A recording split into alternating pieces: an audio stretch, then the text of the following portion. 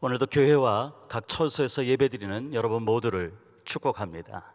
오늘도 하나님께서 주시는 말씀을 통해서 하나님의 뜻이 깨달아지는 귀한 시간 되기를 바랍니다. 출애굽기 30장과 31장은 성막 완성을 위한 이제 마지막 청사진을 말씀하고 있습니다. 출애굽기 30장 1절에서 10절까지는 분향단에 대한 규례를 말합니다. 구약의 제사장들은 매일 두 차례 걸쳐서 분향단을 깨끗하게 정리정돈하고 새로운 향을 피워야 합니다. 11절에서 16절까지 생명의 속전에 대해서 기록하고 있습니다. 생명의 속전은 부자나 가난한 자나 차별 없이 공평하게 반세계를 내야 합니다. 이 생명의 속전은 회막의 봉사를 위해서 사용됩니다. 17절과 21절의 말씀은 아론과 그의 아들들이 성소에 들어갈 때마다 매일 아침 물두멍에 있는 물로 자신들의 손과 발을 씻어야 합니다. 22절과 30절은 관유에 대해서 말하며 이 장막과 그 안에 있는 모든 기구들에 대해서 이 관유를 바르게 하십니다. 출애굽기 31장 1절부터 11절에서는 하나님은 부사렐과 오홀리압을 지명하여 세우십니다. 그리고 그들에게 은사를 주십니다. 그래서 하나님께서는 이들을 통해서 하나님이 디자인하신 모든 일을 하게 하십니다. 출애굽기 31장 12절에서 18절은 하나님은 안식일을 거룩하게 지키라 말씀합니다. 그리고 하나님이 친히 쓰신 증거판이 모세의 손에 주어지면서 오늘 이 말씀이 맞춰지는 것을 보게 됩니다. 마태복음 25장의 말씀은, 오늘 말씀은 열처녀 비유입니다. 주의 재림을 기다리는 성도들에게 있어서 책무가 있다면 그것은 바로 깨어서 그 날을 준비하는 것입니다. 예수님은 구체적으로 깨어 있다라고 하는 것이 무엇인지에 대해서 24장과 25장의 말씀을 통하여 4개의 비유를 우리에게 알려주고 있습니다. 첫째 비유는 어제 본문에 나오는 착하고 충성된 종과 악한 종임을 우리에게 이야기합니다. 두 번째 비유는 기름을 준비한 처녀들과 준비하지 않은 처녀들, 오늘 열처녀 이야기입니다. 이 첫 번째 비유와 두 번째 비유는 재림의 지연으로 발생될 수 있는 상황을 배경으로 이 비유가 주어진 것을 여러분 기억하시기 바랍니다. 세 번째와 네 번째 비유는 각각 내일 본문에 나오는 달란트 비유와 양과 염소 비유입니다. 우리가 열처녀 비유를 묵상하면서 놓치지 말아야 될 것이 있습니다. 그것은 열처녀 모두가 신랑을 기다렸다는 것입니다. 신랑은 다시 오실 예수님을 예표합니다. 이 열이라는 숫자는요, 그 유대인에게 있어서 의미가 있는데요, 이 열이라는 숫자는 충만함, 완전함이라고 하는 의미를 가지고 있습니다. 즉 열처녀라고 하는 이 비유는 유대인 전체를 대표하는 비유입니다. 10이라는 숫자가 충만함, 완전함이라는 이런 맥락에서 십계명이나 애굽에서 하나님께서 모세를 통해서 내린 그 10가지 재앙이라는 이 의미도 하나님께서 하신 모든 일들, 하나님의 역사는 완전하다라고 하는 것을 우리에게 말씀하고 있는 것입니다. 비유에서 열처녀 모두는 신랑을 기다립니다. 그러나 슬기로운 5처녀는 종말에 신랑에 속합니다. 그러나 미련한 5처녀는 낙오자가 되고 있는 것을 우리가 말씀을 통해서 봅니다. 마지막 때 이 종말에 신랑에 속하려면 어떻게 해야 되는지를 이 저자 마태의 관점으로 보면은 슬기로워야 함을 또한 깨닫습니다. 이 슬기로움에 해당되는 그 단어는 프로니모스입니다. 이 단어의 의미는 빈틈없다, 책임감이 있다, 책임감을 가지고 자기에 맡겨진 일들을 한다라고 하는 이 단어가 슬기롭다라고 하는 단어의 의미입니다. 즉 이 마태복음의 저자는 주님의 재림을 기다리는 사람들에게 가장 바람직한 태도가 있다면 이 열처녀 비유를 통해서 정말로 자기에게 맡겨진 일들을 최선을 다해서 충성되게 일하는 이 프로니모스를 생각하고 있는 것 같습니다. 등이라고 하는 것은 당시 결혼 풍습을 볼 때 횃불 같은 것이라 생각할 수 있습니다. 솜 같은 것에 한번 기름을 적시면 한 15분 정도 탈 수 있습니다. 그렇기 때문에 이 횃불을 든, 즉 결혼식에 참여해서 신부의 들러리들은 항상 기름이 준비되어야 하는 것입니다. 당시의 결혼식은 보통 밤 12시에 시작되는 축제입니다.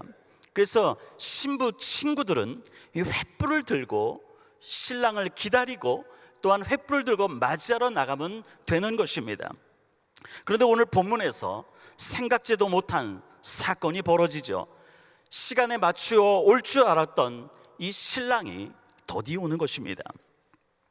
열처녀 모두가 다 잤다는 것은 신랑의 늦어짐을 강조하기 위한 저자의 표현일 것입니다. 밤중에 또 신랑이 왔다는 것은 그 오는 시기가 더디다 못해 너무 늦었다라고 하는 표현이겠죠. 오늘 이 8절에서 다섯 처녀가 왜 미련한지를 우리는 알 수 있습니다. 8절에 보니까 우리 등불이 꺼져가니 너희 기름을 조금이라도 나누어 달라는 이 말에서 이들은 충분한 기름을 준비하지 못한 것 같습니다.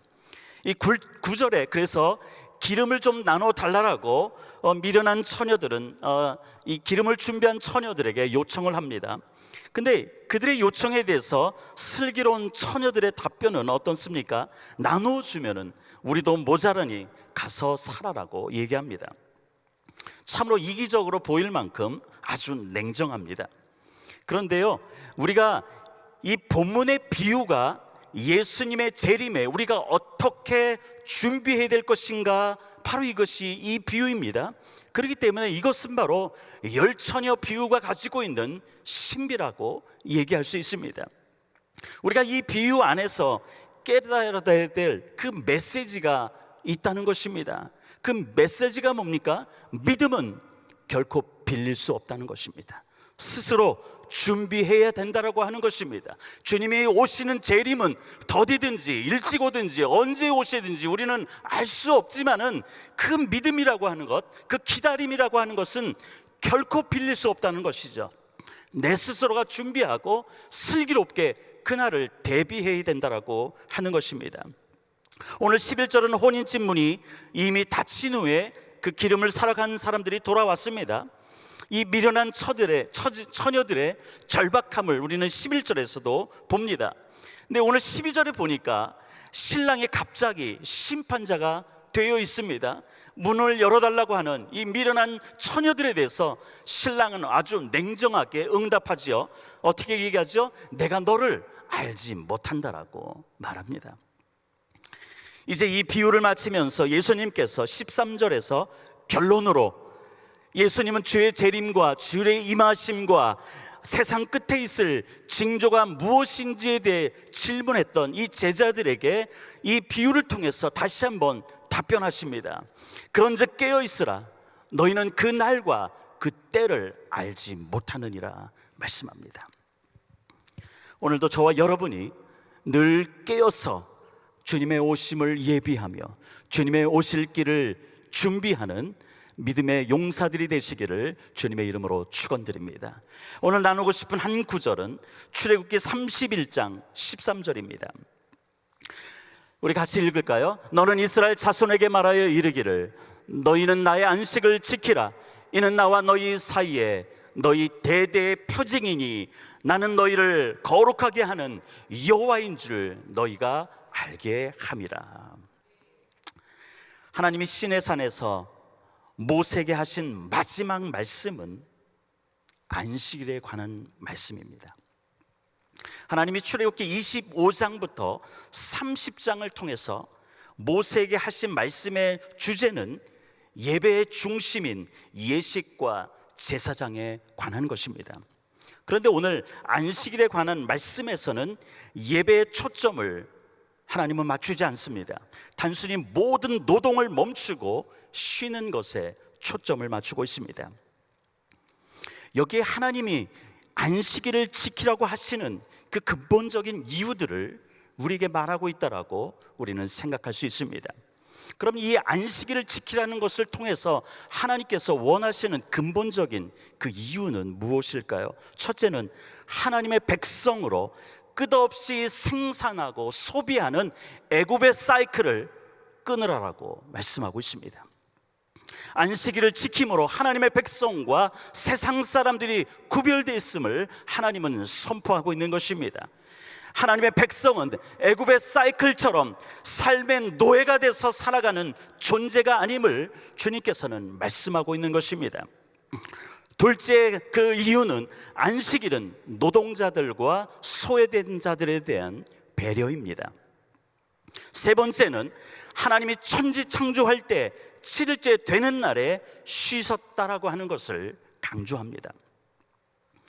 우리는 이 예수님께서, 하나님께서 이 모세에게 안식일을 선포하고 있는 그 시점이 어느 때인지를 우리가 여러분이 눈여겨볼 필요가 있습니다. 두 군데서 찾을 수 있습니다. 하나님이 성막 건축을 위해서 부사렐과 오홀리압을 지명하면서 출애굽기 31장 11절에 모세에게 이렇게 얘기합니다. 내가 네게 명령한 대로 그들이 만들지니라 라고 하면서 이 오홀리압과 그 다음에 부사렐을 하나님께 세워주시고 다양한 은사를 주시죠. 그런데 이 하나님께서 이 부사렐과 오홀리압을 지명하여 세운 다음에 이어서 하신 말씀이 바로 오늘 이 안식일 선포라고 하는 것입니다. 또 다른 데가 있습니다. 35장 1절과 3절에서도 다시 한번 하나님께서 안식일을 선포하는데요, 이 안식일을 선포하는 35장 1절에서 3절까지 말씀의 그 시점은 언제냐면은 이제 본격적으로 하나님께서 지금까지 31장까지 성막에 대한 청사진을 그려줬는데 이제 본격적으로 이 성막 건축이 시작되는 35장에서 다시 한번 안식일을 선포한다는 것입니다. 무슨 말을 하려는지 여러분은 아실 것입니다. 성막 작업은 분명 하나님의 거룩한 일입니다. 그런데 이 성막 작업을 위해서 사람들을 선택한 후나 이제 본격적으로 성막 건축이 시작되기 전에 하나님은 이 안식일을 규정하고 있다라고 하는 것이 중요합니다. 분명 하나님의 일은 우리가 그 감당해야 되고 충성되이 감당해야 될 아주 중요한 일입니다. 그러나 안식일을 지키라고 하는 하나님의 이 명령 또한 결코 소홀히 할 수 없다는 것입니다. 이스라엘 백성들은 오랜 기간 동안 애굽에서의 생활 패턴과 애굽의 그 물질적 가치에 녹여져 있습니다. 익숙해 있습니다. 그러다 보니까 출애굽해서 지금까지 광야에서 이 불평거리가 생기면은 어떤 얘기를 하죠? 애굽 이야기를 합니다. 왜냐하면 애굽에 익숙해 있고 애굽의 생활 패턴에 익숙해 있고 애굽의 생활 습관에 그들은 익숙해 있기 때문인 것입니다. 이러한 하나님의 백성들에게 하나님이 안식일을 선포하고 거룩하게 지키라고 하신 것은 애굽의 사이클과 구별시키려고 하는 하나님의 훈련 방법입니다. 왜 하나님은 애굽의 사이클과 하나님의 사이클을 구별시킬까요? 이스라엘 백성들은 여호와의 군대로 하나님이 약속하신 땅, 그 가나안 땅을 차지해야만 하기 때문입니다. 애굽의 사이클은 풍요입니다. 향락입니다. 권력입니다. 이 모든 것을 얻기 위해 사람은 쉼 없이 달려가야 합니다. 반면 하나님의 사이클은 무엇일까요? 하나님께서 말씀하시고 그 말씀의 순종을 통해 얻은 그 하나님의 은혜, 이 은혜를 누리는 것, 이것이 바로 하나님의 사이클입니다. 하나님은 이 사이클을 통해서 가나안 땅 정복의 핵심 가치를 말씀하고 있습니다. 여호수아 1장 2절입니다. 여호수아 1장 2절에 보니까 내 종 모세가 죽었다라고 말씀합니다. 그러나 내 종 모세가 죽었지만은 이 여호수아에게 이 모든 백성으로 더불어 일어나서 요단을 건너고 이스라엘 자손에게 주는 땅으로 가라라고 하나님은 선포합니다. 여호수아의 일생에 지도자 모세가 없는 어떠한 일들, 가나안 입성 생각해 보지 못했을 것입니다. 상상조차 하지도 못했을 것입니다. 그렇기 때문에 모세가 죽으니까 이 여호수아의 마음 가운데 두려움이 생긴 것입니다. 여러분 기억하시길 바랍니다. 두려움은 우리를 머뭇거리게 만듭니다. 이처럼 머뭇거리는 여호수아를 향해서 하나님의 명령은 단호합니다. Now, 이제 너는 일어나라는 것입니다. 내가 이스라엘 자손에 주는 땅으로 가라라고 하나님께서는 단호하게 이 여호수아에게 명령하십니다. 이 일어나라라는 단어는 여러분 아실 것입니다. 히브리어로 쿰입니다. 자리를 박차고 일어나라는 것입니다. 머뭇거리는 그 자리에서 하나님의 명령을 받잡고 하나님께서 함께 하심을 믿고 확신하며 일어나 박차서 나가라고 하는 것입니다. 여호수아 1장 3절도 이렇게 얘기합니다. 내가 모세에게 말한 바와 같이 무릇 너희 발바닥으로 밟는 곳을 내가 다 너희에게 주었노니라고 말씀하고 있습니다. 이 주었노니라고 하는 이 단어의 의미는, 문법적인 의미는 완료형입니다. 완료형이라고 하는 것은 이미 주었다라고 말씀하는 것입니다. 이 명령을 받을 때 여호수아와 이스라엘 백성은 지금 어디 있습니까? 광야입니다. 요단강 아직 건너지 않았습니다. 그런데 하나님께서는 들어가서 밟는 땅마다 이미 주었다라고 하나님은 선포합니다. 이미 이스라엘은 가나안 땅을 차지한 것입니다. 그 땅의 주인이라고 말씀하는 것입니다. 왜요? 왜 이미 너희들의 땅이다라고, 너희가 주인이다라고 말씀할까요? 하나님이 말씀하셨기 때문에 그렇다는 것입니다. 하나님의 약속을 따라 된 것이기 때문에 이미 저와 여러분 가운데 하나님이 약속의 말씀을 선포하시고 하나님께서 주시는 그 말씀은 우리가 믿음으로 받고 순종하여 나가면 이미 된 것입니다. 하나님의 약속이기 때문입니다. 사랑하는 성도 여러분, 혹시 여러분이 있는 자리가 절망의 자리입니까? 포기의 자리입니까? 오늘 말씀처럼 쿰하시길 바랍니다. 일어나서 걸어가시길 바랍니다. 우리 목사님께서 말씀하신 것처럼 하나님은 여호와 삼마 되십니다. God is there. 여러분이 있는 곳곳에 하나님이 그곳에 계신다고 말씀하십니다. 하나님이 계시는 그 하나님으로 인해서 우리가 다시 말씀이 주어질 때 순종하여 일어나는 것, 그래서 하나님께서 부어주시는 그 은혜를 경험하며 누리는 삶, 이것이 여호와의 사이클이라고 하는 것입니다. 애굽의 사이클과 하나님의 사이클에 대한 좋은 예가 애굽을 동시에 경험한 아브라함과 롯을 통해서도 우리는 발견할 수 있습니다. 창세기 12장 10절에 가나안 땅에 기근이 생겼습니다. 그래서 아브라함은 롯과 함께 애굽으로 내려갔습니다. 애굽의 풍요를 믿고 따라갔던 것입니다. 그런데 하나님이 아니라 애굽을 두려워하는 마음이 이 아브라함 가운데 생겼습니다. 그렇기 때문에 이 두려움 때문에 아내를 누이라고 속입니다. 결국 아내를 빼앗겼습니다.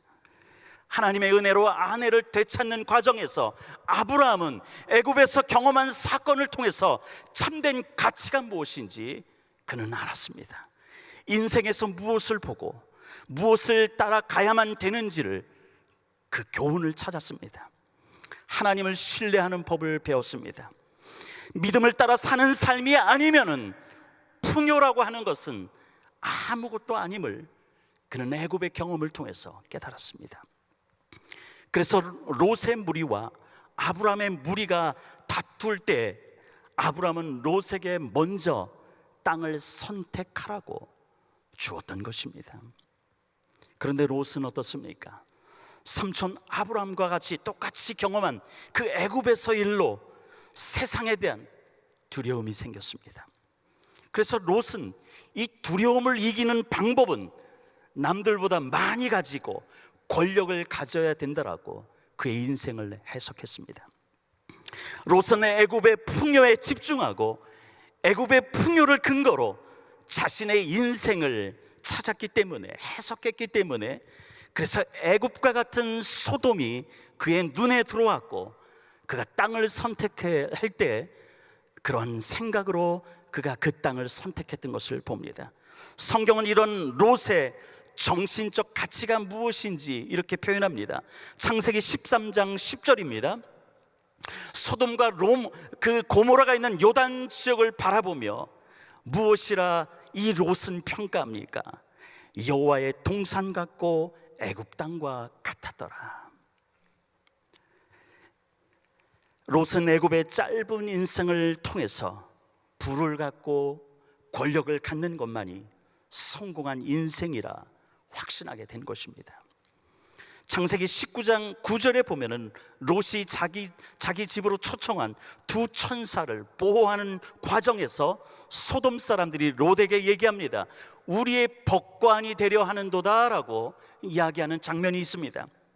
이 말을 참조할 때 롯은 그 마을에서 꽤나 성공한 사람이라고 하는 것을 우리는 추측할 수 있습니다. 외지인입니다. 그 땅의 사람이 아닙니다. 그러나 외지인으로서 그 자리에 오르기까지 치열한 삶을 살았을 것입니다. 불 안 가리고 그는 성공을 위해서 쉼없이 달려갔을 것입니다. 그리고 마침내 성공하였습니다. 그런데 여러분, 이 소돔 땅에서 꽤나 성공한 자리에 오르기까지 롯의 인생을 한번 생각해 보십시오. 안식이 있었을까요? 결코 없었을 것입니다. 행복하였을까요? 그렇지 않을 겁니다. 올해로 102살이 되시는 그 철학자 김용석 교수님께서 모 신문사와 언론과 인터뷰하는 내용을 보았습니다.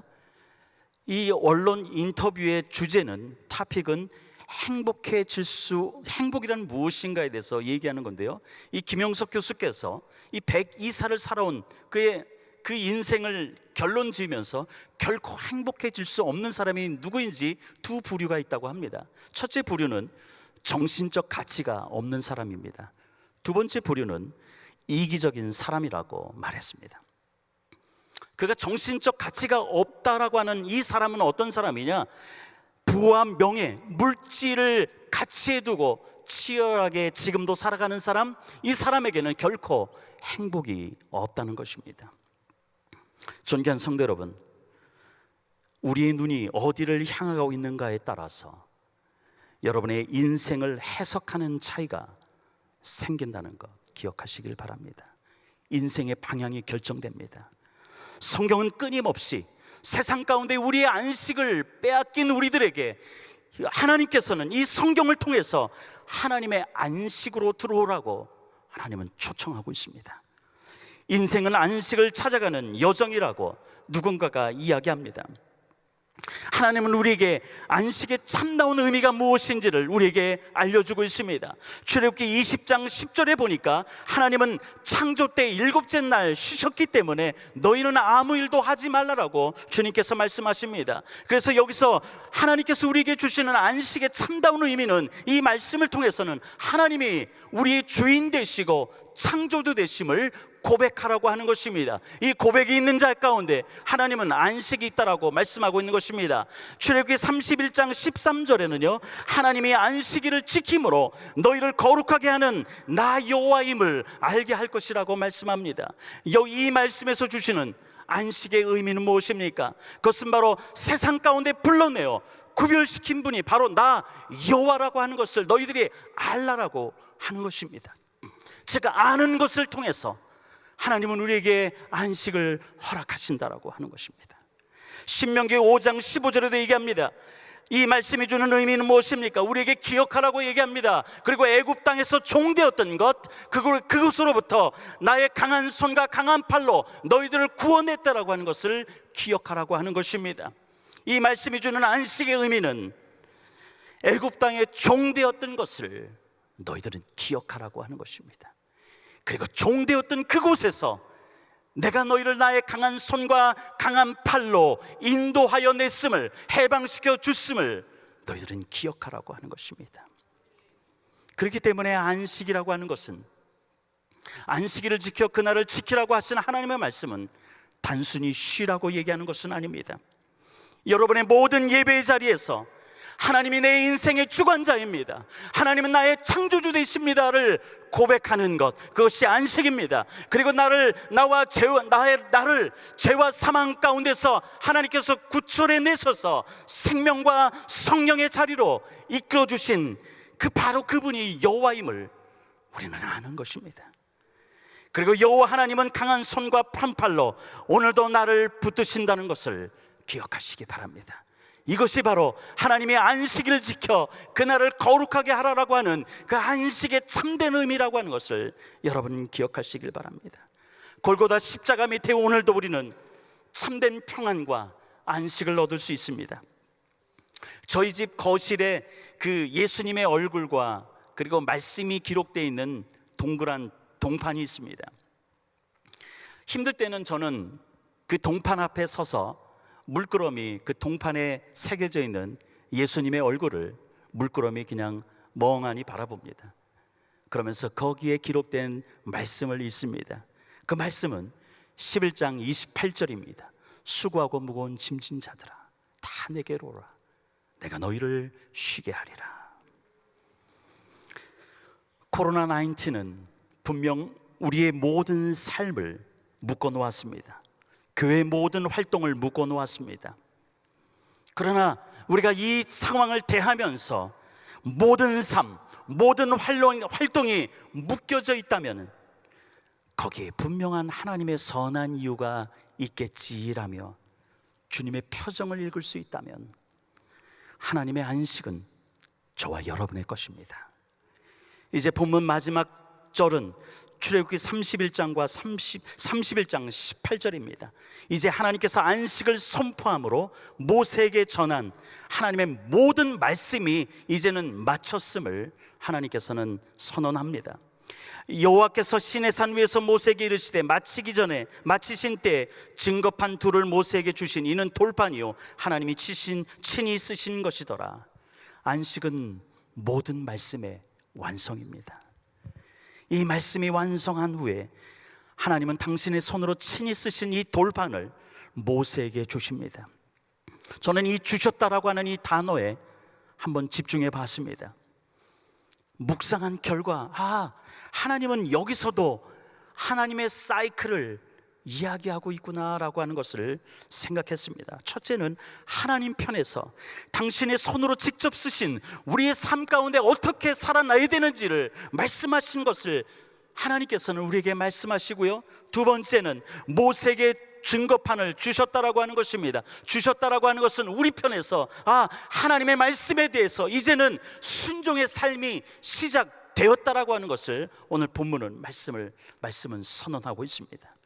말씀과 순종, 이것이 안식의 시작과 끝이라고 하는 것을 깨닫습니다.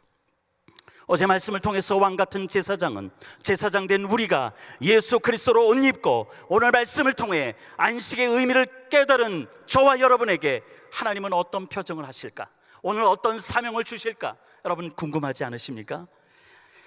주님 품에서 정말로 참된 안식, 참된 평강, 이 평강을 누릴 저와 여러분에게 주님은 내가 이제까지 짊어지고 왔던 무거운 짐을 오늘 이 시간 여러분의 자리에서 내려놓으라고 우리 주님은 말씀하십니다.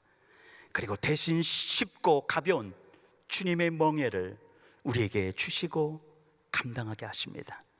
이 평화, 이 안식의 기쁨, 오늘 여러분 삶 가운데 마음껏 누리시기를 주님의 이름으로 축원드립니다. 좋으신 아버지 은혜를 감사를 드립니다. 말씀 주시니 감사를 드립니다.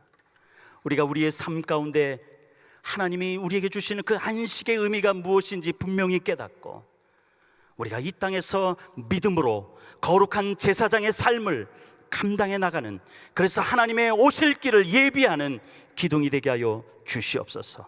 존귀하신 예수님의 이름으로 기도드립니다. 우리 말씀 생각하시면서 주품에 같이 찬양드립니다.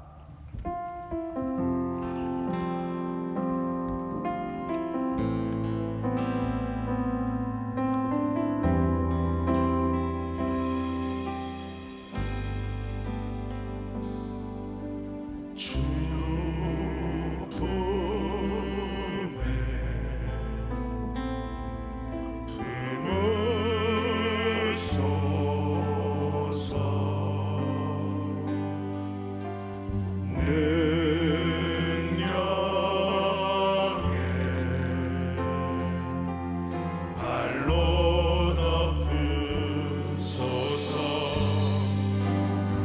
거친 파도 날 향해 와도 주와 함께 날아오리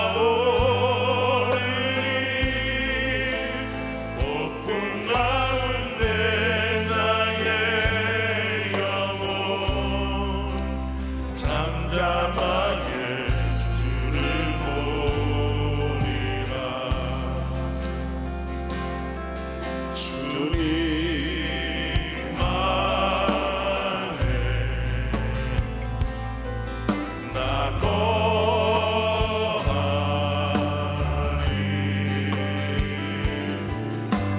주는요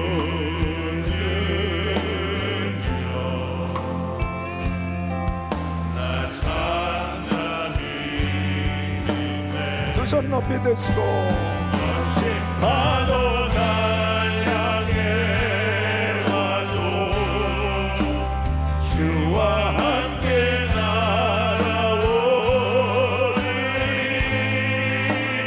어떤 가운데 나의 영혼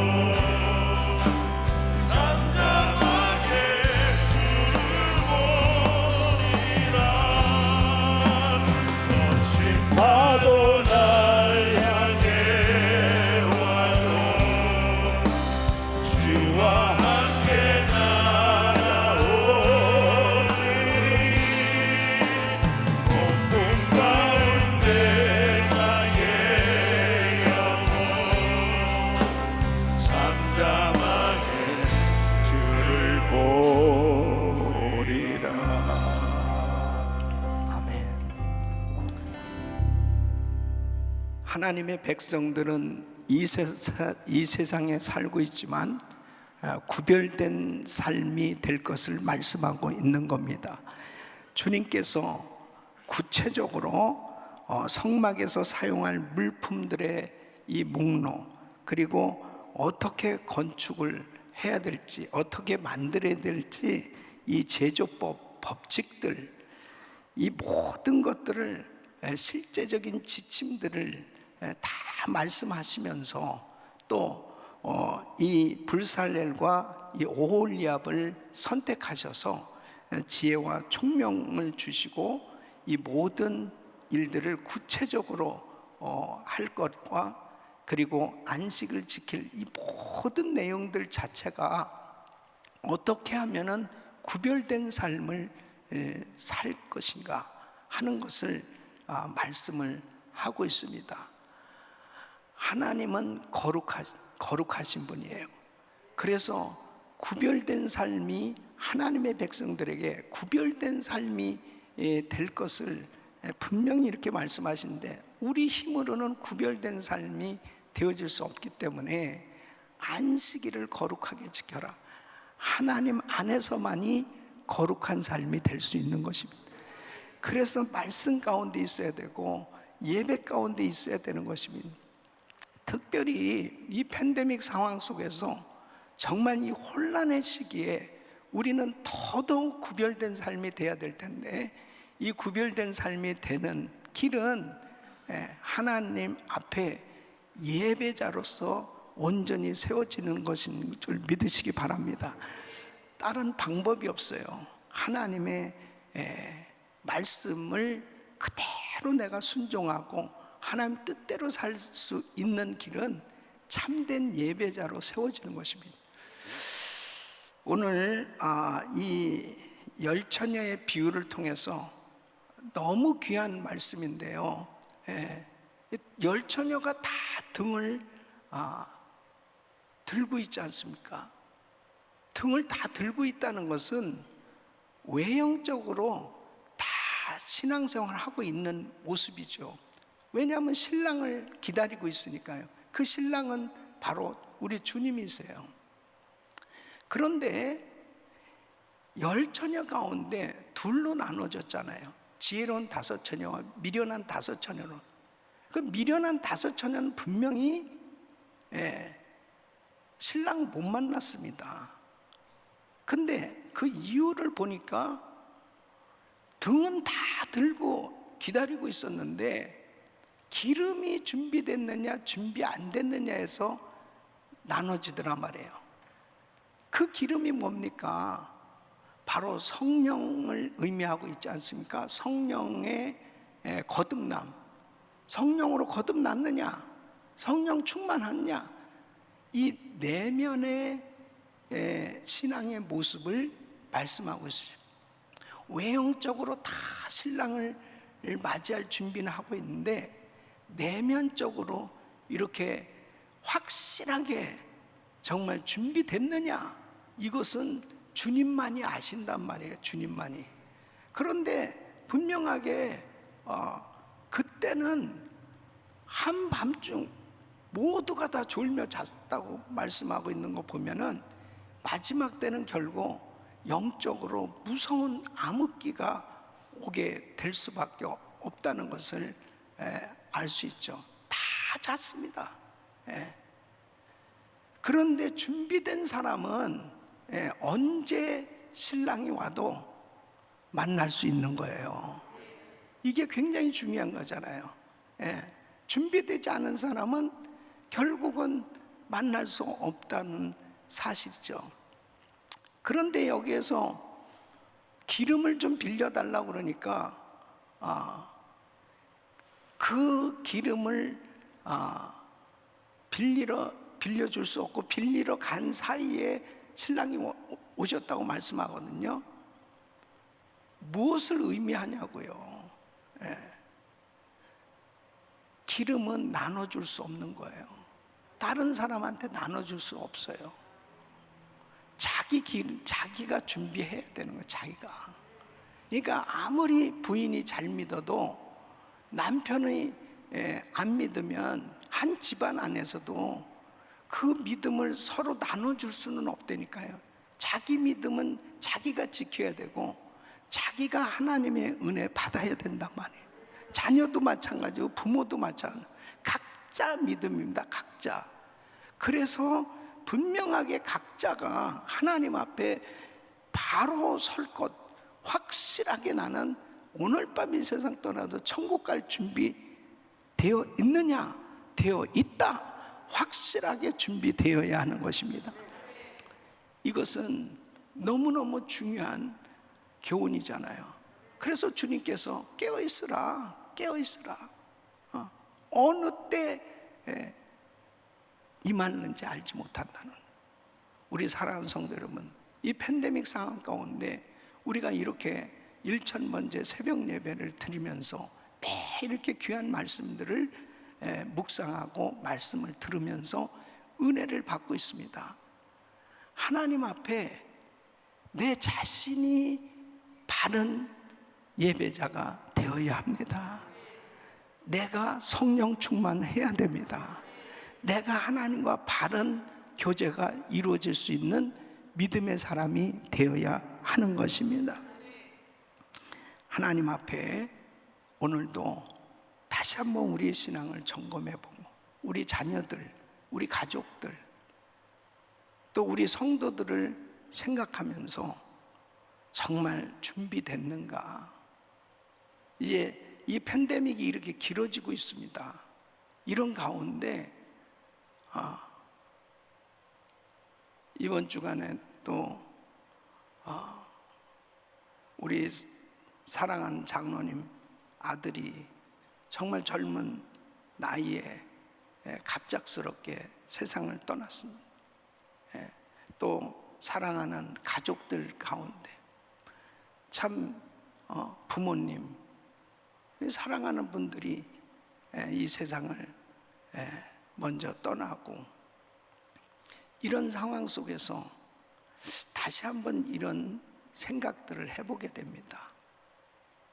나는 준비됐는가? 주님이 언제 오라고 그러든 오라고 그러면 주님 앞에 서야 될 텐데 나는 준비됐는가? 두 손을 가슴에 모으시고 몸이 아픈 분들 아픈 곳에 손 얹으십시오. 거룩하신 아버지 하나님,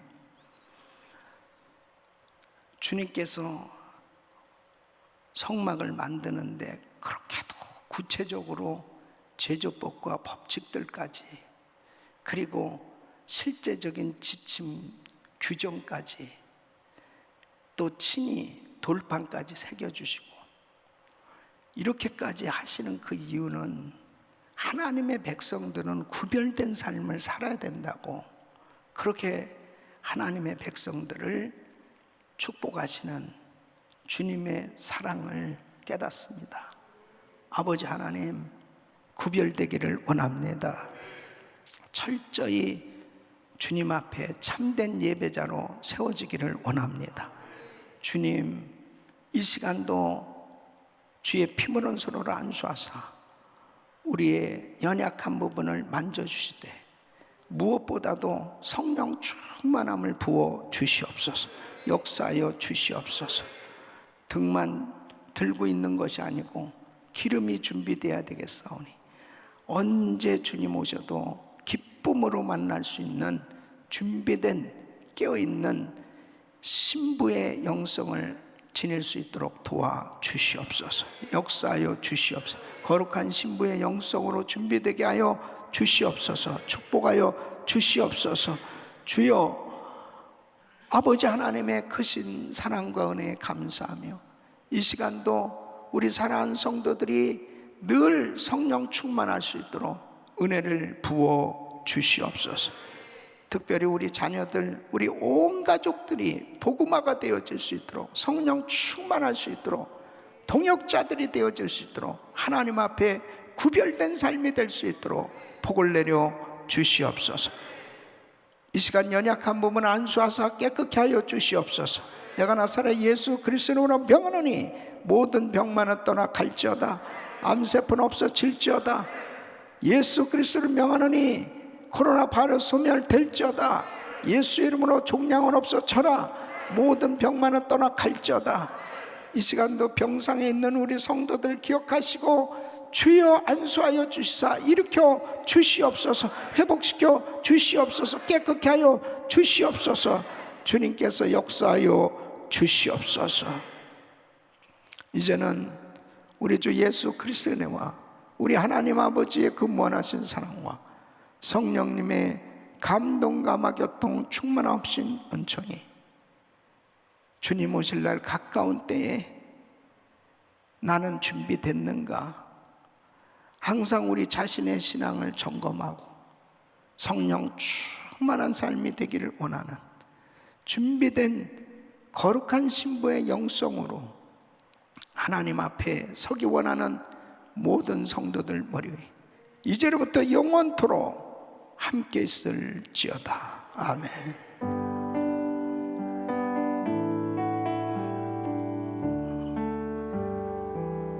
아멘. 이제 기도하실 자리 잡으시고요, 믿음으로 간절히 부르짖고 기도합니다. 주여, 주여, 주여. 걸어가시고